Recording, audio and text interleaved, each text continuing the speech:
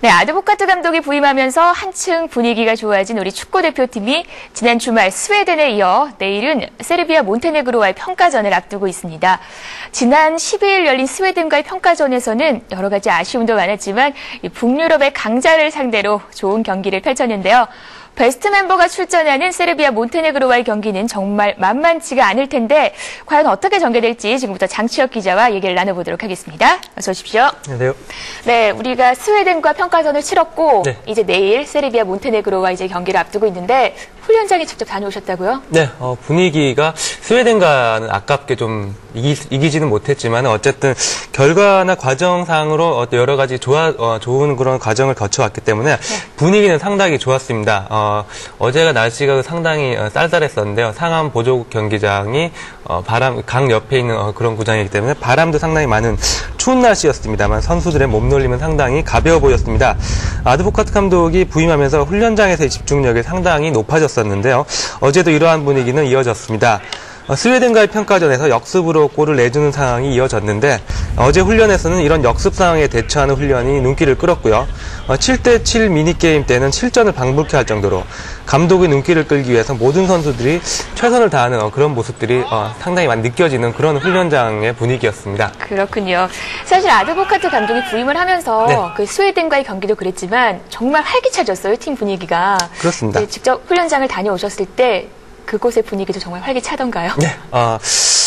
훈련장에 이제 나중에 한번 가보시면 느끼실 텐데 히딩크 감독 이후로 어쨌든 우리 외국인 감독이 상당히 많이 부임을 했고요. 네. 그리고 저도 그 감독 때마다 상당히 가면서 여러 가지 어떤 다르고 같은 그런 분위기를 제가 느껴봤었는데 감독들이라고 한다면 일단은 그 축구에 대한 열정은 차이가 그렇게 많이 심하지는 않습니다. 하지만은 정말 그 감독들이 시끄럽게 고함을 치거나 네. 지도하는 그런 어떤 열정적인 모습을 볼 수가 있는데 다만 이 아드보카트 감독과 본프레레 감독의 차이를 좀 느껴본다면은 네, 너무 궁금해요. 어떤 네, 차이가 있을지. 이 아드보카트 감독은 상당히 분위기 메이커라고 좀 보시면 되겠습니다. 예, 웰던, 굿플레이, 굿잡 이런 식의 선수들을 칭찬하는 그런 어떤 추임새라고 해야 될까요? 사기를 돋구는. 예, 그런 식의 어떤 멘트가 상당히 많이 쓰는 그런 감독인 반면에 이 본프레레 감독은 약간 좀 그 표정이 약간 좀 무뚝뚝하다 그러실까요? 네. 이 지도에 좀 관심이 많은 어떤 그런 식의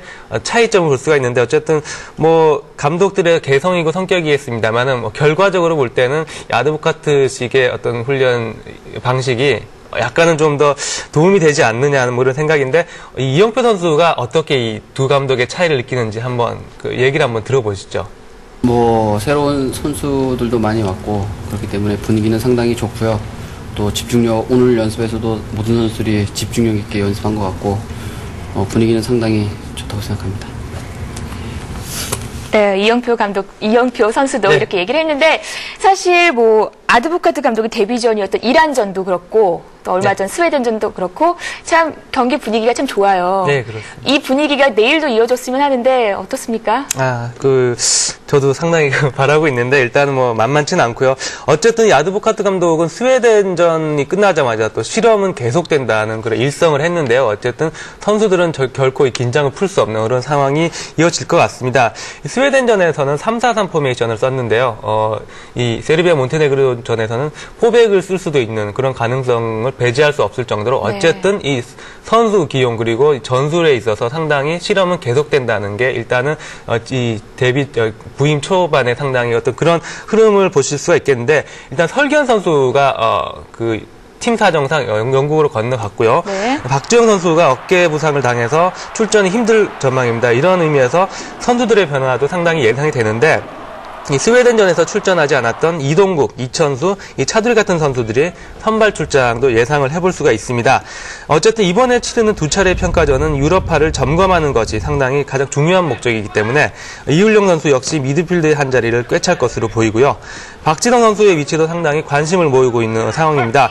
아드보카트 감독은 박지성을 좀 더 공격적인 위치에서 좀 쓰고 싶어하는 마음이 강하지만 미드필드에서의 역할도 이 박지성 선수가 상당히 잘해주고 있기 때문에 경기 도중의 위치 변동도 충분히 예상이 가능할 정도로 어쨌든 경기 도중에서도 상당히 작전이나 이 선수 기용의 변화가 많은 어떤 그런 식을 예상해 볼 수가 있겠습니다. 네, 참 그렇게 얘기를 들어보니까 선수의 활용도가 정말 넓어질 것 같은데 물론 그만큼 선수들의 경쟁도 예상이 되지만 또 그렇게 팀이 활기차게 돌아간다라는 얘기로도 해석이 될 것 같아요. 그렇습니다.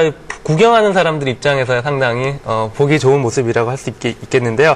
일단 해외파 선수들이 해외파의 팀 일정상 앞으로 경기 대표팀에 합류할 수 한 2개월 정도는 합류를 못하게 되는데, 그런 의미에서 이 두 번의 평가전에 이 해외파를 적극적으로 활용하는 어떤 그런 기회를 삼고 있습니다. 이런 의미에서 K리그의 국내파 선수들은 상당히 긴장을 하고 있고요. 네. 그리고 이란전 때부터 이 스웨덴전까지 이호 선수나 조원희 선수 같이 젊은 선수들이 또 열심히 자기 제 몫을 해주고 있으면서 이 대표팀 내의 주전 경쟁의 바람이 정말 세차게 몰아치고 있는데요. 골문을 오래 지키고 있는 정말 북박이라고 할 수 있는 이훈재 선수, 그리고 네. 오랜만에 대표팀에 합류한 이훈령 선수는 어떻게 생각하고 있는지 한번 얘기를 한번 들어보시겠습니다. 항상 또 내가 만년 10년, 20년이고 이 자리를 지킬 수 있는 것도 아니기 때문에 제가 주어진 역량에 있는 만큼 영광에도 나를 위해서 도전하겠지만 나도 어떻게 보면 영광을 위해서 도전하고 있는 거기 때문에 그 도전에서 어떤 살아남을 수 있게끔 최선의 노력을 다해야겠죠. 후배들 잘하더라고요. 내가 볼 때 실력도 많이 업그레이드 된 것 같고 16강 정도는 기대해도 될 것 같다고 저는 생각하고 있어요. 실력 좋더라고요, 저는 하여튼. 후배들이 그렇게 실력이 좋고. 네, 저는 이훈재 선수가 이렇게 공을 확 받는 모습 보면 왜 이렇게 든든한지 모르겠어요. 이훈재 선수를 보면. 네. 자, 이제 내일 열리는 세르비아 몬테네그로와의 경기가 올해 마지막 A 매치가 될 텐데 선수들의 각오도 참 남다를 것 같아요. 네, 어쨌든 이 부임 초반에 상당히 좋은 인상을 심어줘야 되는데, 이번 A매치가 올해 마지막 A매치가 되고요. 당분간은 경기가 없기 때문에 정말 이번 경기에서 여러 가지 좋은 인상을 심어줘야 하는 그런 선수들의 좀 상당히 결의가 담겨져 있을 것 같고요. 네. 어쨌든 그리고 상당히 아드보카트 감독이 부임을 하면서 좋은 분위기를 이어오고 있는데, 내일 경기도 상당히 어떤 좋은 경기로 이어진다면은 이 독일로 가는 월드컵으로 향하는 길이 상당히 탄력을 받을 수 있을 것 같은데, 다시 한번 그 대표팀 선수들의 어떤 각오를 한번 들어보시겠습니다. 그래서 강팀과 약팀은 없다고 생각합니다. 경기장에서 이기고 난 다음에 우리가 강팀이다라는 걸 다시 한번 보여줄 수 있게끔 열심히 노력하겠습니다. 스웨덴보다는 세르비아 게임이 더 힘들 것 같아요. 그리고 또 제가 볼 땐 또 재밌는 경기가 될 것 같고, 그렇기 때문에 팬 여러분들한테 게임을 뛰게 되면 좋은 모습 보여드릴 예정입니다. 네, 선수들의 각오를 들어보셨는데 사실 세르비아 몬테네그로와의 경기가 만만치 않을 것 같아요. 그렇습니다. 우리에게 친숙한 그 K리그를 대표했던 그 라데, 샤샤, 이런 마니치 같은 선수들이 네네. 정말 이 세르비아 몬테네그로 출신인데, 이 유고 연방 때 상당히 강했던 어떤 유고 축구를 기억하시는 팬들이 많을 텐데, 네. 이게 연방으로 분리되면서 좀 혼란을 겪으면서 좀 그런 예전의 모습이 상당히 사라졌던 그런 모습이 많이 보여졌는데, 최근에 그렇게 어렵다는 유럽의 월드컵 예선전에서 스페인을 누르고, 월드컵 본선 진출 티켓을 따내는 그런 모습을 보이면서 상당한 강팀이네요. 그렇습니다. 예전의 영광을 찾아가고 있는 그런 모습이라고 하시면 되겠고요. 우리 팬들에게도 상당히 많이 알려져 있는 선수인데요. 이 마티아 케즈만 선수가 간판 스트라이커로 보시면 되겠습니다. PSV 에인트호벤에서 박지성 선수와 그리고 이영표 선수와 함께 에인트호벤의 전성기를 이끌었던 그런 선수로 잘 알려져 있는데, 역시 국내에 상당히 팬들이 많이 있고요. 이 외에도 밀로세비치, 크르스타이치 선수 같이 독일이나 스페인의 아주 뛰어난 팀에도 활약하고 있는 선수들도 많이 포함이 되어 있는데요. 스웨덴이 상당히 피파 랭킹이 높았습니다만은 주요 선수들이 빠져 있었던 반면에 이번에는 베스트 멤버가 거의 다 포함이 됐다고 보시면 되겠습니다. 이런 의미에서 상당히 강팀으로 보시면 되겠는데, 우리에겐 상당히 결과가 궁금하겠습니다만, 결과는 일단 빼놓고서라도 이렇게 훌륭한 팀과 경기를 한다는 게 우리에겐 상당히 좋은 수능이 되지 않을까 하는 생각입니다. 아, 네, 그래요. 사실 만만치 않은 경기지만 또 그만큼 이기고 나면 그만큼 기쁨이 클 것 같아요. 네, 너무 이긴다는 가정을 했나요, 제가? 꼭 이겼으면 좋겠습니다. 예.